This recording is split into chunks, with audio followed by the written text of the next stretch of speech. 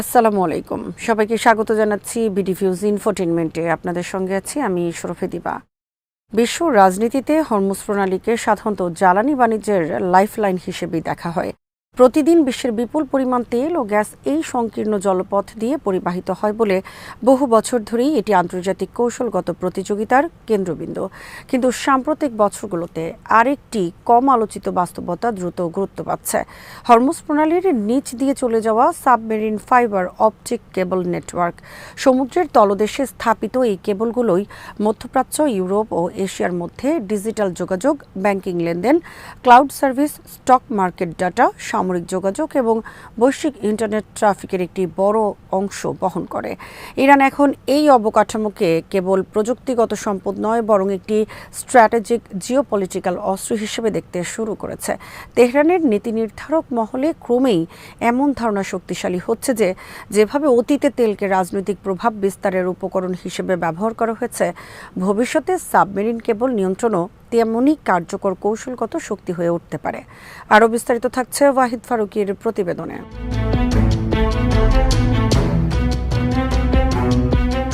Hormuz প্রণালী ঘিরে সমুদ্রের নিচে স্থাপিত অন্তত 7টি গুরুত্বপূর্ণ সাবমেরিন কেবল লাইন বর্তমানে সক্রিয় রয়েছে বলে আন্তর্জাতিক টেলিকম বিশ্লেষকরা মনে করেন।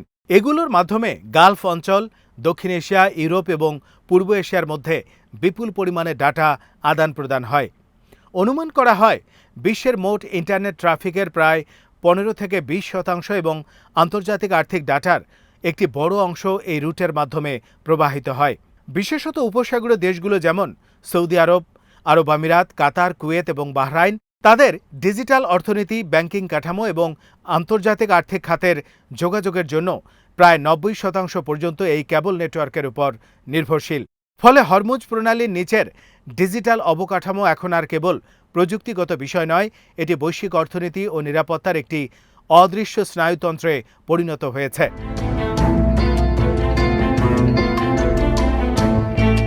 ইরানের দৃষ্টিকোণ থেকে বিষয়টি অত্যন্ত তাৎপর্যপূর্ণ। পশ্চিমা নিষেধাজ্ঞা, সামরিক চাপ এবং দীর্ঘমেয়াদী ভূরাজনৈতিক অবরোধের মুখে দাঁড়িয়ে তেহরান বরাবরই অসম যুদ্ধ বা অ্যাসিমেট্রিক ওয়ারফেয়ার কৌশলের উপর জোর দিয়েছে।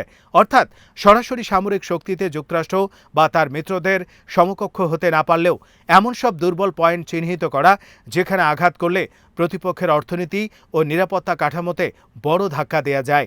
অতীতে এই কৌশলের অংশ হিসেবে ইরান হরমুজ প্রণালীতে তেল ট্যাঙ্কার চলাচল, ড্রোন যুদ্ধ, ক্ষেপণাস্ত্র হামলা, প্রক্সি বাহিনী এবং সাইবার অপারেশনকে ব্যবহার করেছে।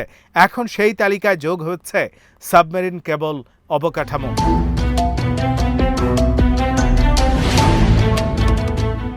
ইরানের অভ্যন্তরে নিরাপত্তা বিশ্লেষক ও রেভলিউশনারি গার্ডের ঘনিষ্ঠ মহলে এমন আলোচনা বাড়ছে যে ভবিষ্যতের যুদ্ধ শুধু আকাশ স্থলভাগে হবে না, বরং সমুদ্রের নিচের ডাটা অবকাঠামো সংঘাতের কেন্দ্র হয়ে উঠবে। কারণ আজকের বিশ্ব অর্থনীতি মূলত ডিজিটাল নেটওয়ার্কের উপর দাঁড়িয়ে আছে। আন্তর্জাতিক ব্যাংকিং লেনদেন, সুইফট যোগাযোগ, স্টক এক্সচেঞ্জ, তেল বাণিজ্য, ক্লাউড সার্ভার, এয়ারলাইন অপারেশন, সামরিক কমান্ড সিস্টেম সবকিছুই উচ্চগতির সাবমেরিন ফাইবার অপটিক কেবলের মাধ্যমে পরিচালিত হয়। এই কেবল নেটওয়ার্কে বিঘ্ন ঘটলে কেবল ইন্টারনেট ধীর হয়ে যায় না, পুরো আর্থিক ব্যবস্থায় বিপর্যস্ত হয়ে পড়ে। ইরানের সম্ভাব্য পরিকল্পনার একটি গুরুত্বপূর্ণ অংশ হচ্ছে হরমুজ অঞ্চলের সাবমেরিন কেবল পরিচালনায় নিজেদের সার্বভৌম কর্তৃত্ব প্রতিষ্ঠা করা। তেহরান এমন একটি মডেল বিবেচনা করছে বলে বিভিন্ন আঞ্চলিক সূত্রে আলোচনা রয়েছে, যেখানে বিদেশি টেলিকম বা প্রযুক্তি কোম্পানিগুলোকে ইরানের কাছ থেকে বিশেষ অনুমতি নিতে হবে, ট্রানজিট ফি দিতে হবে এবং কেবল অপারেশনে ইরানি কোম্পানিকে অন্তর্ভুক্ত করতে হবে। এর মাধ্যমে ইরান মূলত 3টি লক্ষ্য অর্জন করতে চাইতে পারে।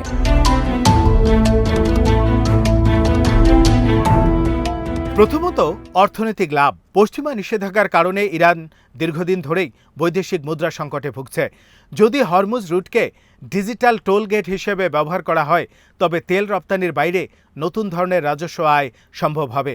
যেমন অতীতে সুয়েজ খাল বা পানামা খাল আন্তর্জাতিক বাণিজ্য থেকে বিপুল রাজস্ব অর্জনের মাধ্যমে হয়েছে, তেমনি ডিজিটাল যুগে সাবমেরিন কেবল ট্রানজিট ফিও ভবিষ্যতে গুরুত্বপূর্ণ আয়ের উৎস হতে পারে।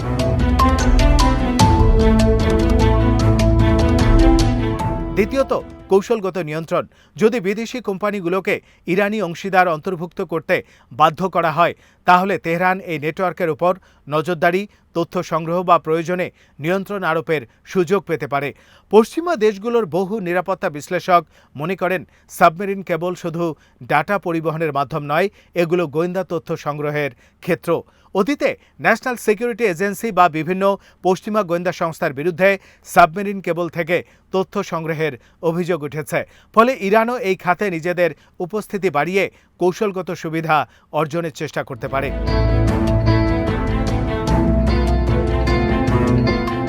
তৃতীয়ত, প্রতিরোধ ক্ষমতা বা ডেটারেন্স তৈরি করা।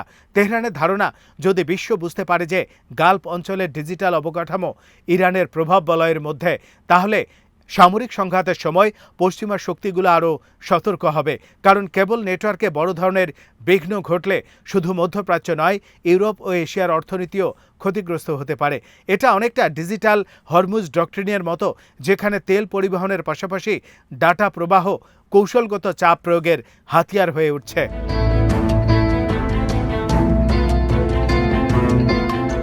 উপসাগরীয় আরব রাষ্ট্রগুলোর জন্য এই পরিস্থিতি বিশেষভাবে উদ্বেগজনক। গত এক দশকে গালফ দেশগুলো নিজেদের অর্থনীতিকে তেল নির্ভরতা থেকে সরিয়ে ডিজিটাল অর্থনীতি, ফিনটেক, স্মার্ট সিটি, এআই এবং ক্লাউড অবকাঠামোর দিকে নিয়ে যেতে বিপুল বিনিয়োগ করেছে। দুবাই নিজেকে বৈশ্বিক আর্থিক ও প্রযুক্তি কেন্দ্র হিসেবে প্রতিষ্ঠা করতে চায়। সৌদি আরব ভিশন 2030 এর আওতায় ডিজিটাল ট্রান্সফরমেশনকে অগ্রাধিকার দিচ্ছে, আর কাতার ও বাহরাইন নিজেদেরকে আঞ্চলিক ফিন্যান্স হাব হিসেবে গড়ে তুলছে। কিন্তু এই পুরো ডিজিটাল অবকাঠামোর মেরুদণ্ড যদি হরমুজ অঞ্চলের সাবমেরিন কেবলের উপর নির্ভরশীল হয়, তাহলে ইরানের ভূরাজনৈতিক প্রভাব স্বাভাবিকভাবেই বেড়ে যায়।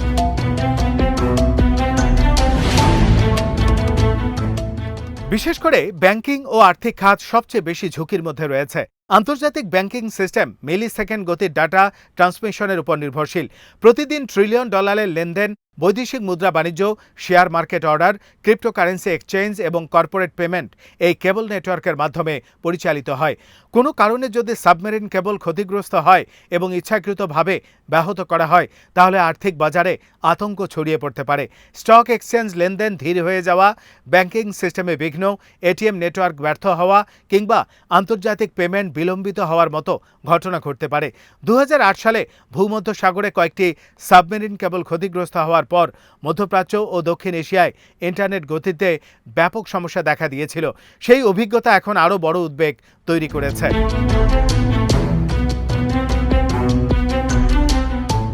পশ্চিমা সামরিক বিশ্লেষকরা মনে করেন, ভবিষ্যতের সংঘাতে সাবমেরিন কেবল সফট টার্গেট হিসেবে ব্যবহৃত হতে পারে, কারণ এগুলো সমুদ্রের নিচে দীর্ঘ দূরত্ব জুড়ে বিস্তৃত এবং সম্পূর্ণভাবে সুরক্ষিত রাখা প্রায় অসম্ভব। রাশিয়া, চীন, যুক্তরাষ্ট্র ও ন্যাটো বহু বছর ধরেই সাবমেরিন অবকাঠামো নিরাপত্তা নিয়ে উদ্বিগ্ন। এখন ইরানের মতো আঞ্চলিক শক্তিও এই খেলায় প্রবেশ করেছে। বিশেষত আইআরজিসি দীর্ঘদিন ধরেই সমুদ্রভিত্তিক অসম যুদ্ধ কৌশলে দক্ষতা অর্জন করেছে। মাইন স্থাপন, দ্রুতগামী নৌকা, ড্রোন ও আন্ডার ওয়াটার অপারেশন সব মিলিয়ে তারা হরমুজ অঞ্চলে একটি ডিনায়াল জোন তৈরি করতে চায়, যেখানে প্রতিপক্ষের পূর্ণ নিয়ন্ত্রণ প্রতিষ্ঠা কঠিন হয়ে পড়ে।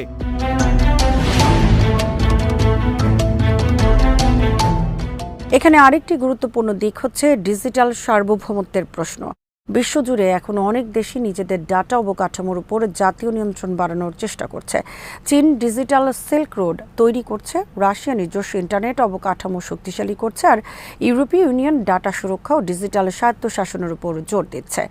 ইরানও সেই প্রবণতার অংশ হতে চাইছে। তবে পার্থক্য হলো, তেহরান এটি কেবল অর্থনৈতিক বা প্রযুক্তিগত ইস্যু হিসেবে নয়, সরাসরি জাতীয় নিরাপত্তা ও ভূরাজনৈতিক অস্ত্র হিসেবে দেখছে।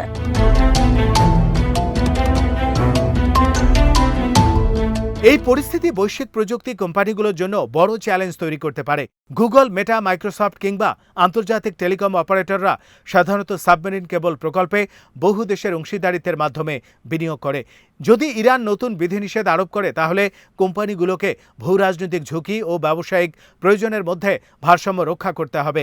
একদিকে তারা গালফ অঞ্চলের দ্রুত বর্ধনশীল বাজার হারাতে চাইবে না, অন্যদিকে মার্কিন নিষেধাজ্ঞা ও নিরাপত্তা উদ্বেগও উপেক্ষা করতে পারবে না।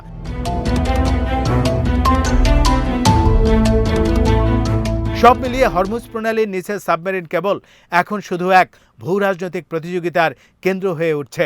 বিংশ শতকে তেল ছিল ক্ষমতার মূল উৎস, একবিংশ শতকে সেই জায়গায় যুক্ত হয়েছে ডাটা। যে রাষ্ট্র ডাটার প্রবাহ নিয়ন্ত্রণ করতে পারবে সে বৈশ্বিক অর্থনীতি ও কৌশলগত ভারসাম্যের উপরও প্রভাব বিস্তার করতে পারবে। ইরান সম্ভবত এই বাস্তবতাই অনুধাবন করছে। তাই তারা হরমুজকে শুধু জ্বালানি রুট নয়, বরং বিশ্বের ডিজিটাল স্নায়ুতন্ত্রের একটি গুরুত্বপূর্ণ চেকপয়েন্ট হিসেবে ব্যবহার করার কৌশল নিয়েছে।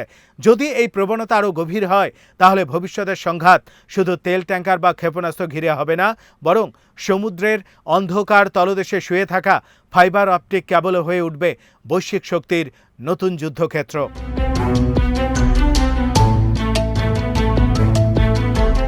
আজ এখানেই শেষ করছি। সমরাস্ত্র, প্রতিরক্ষা ও কূটনীতির নানা তথ্য জানতে চোখ রাখুন বিডিভিউজ ইনফোটেইনমেন্টে। চ্যানেলটি ভালো লাগলে সাবস্ক্রাইব করুন, সংযুক্ত থাকুন আমাদের ফেসবুক পেজে। আল্লাহ হাফেজ।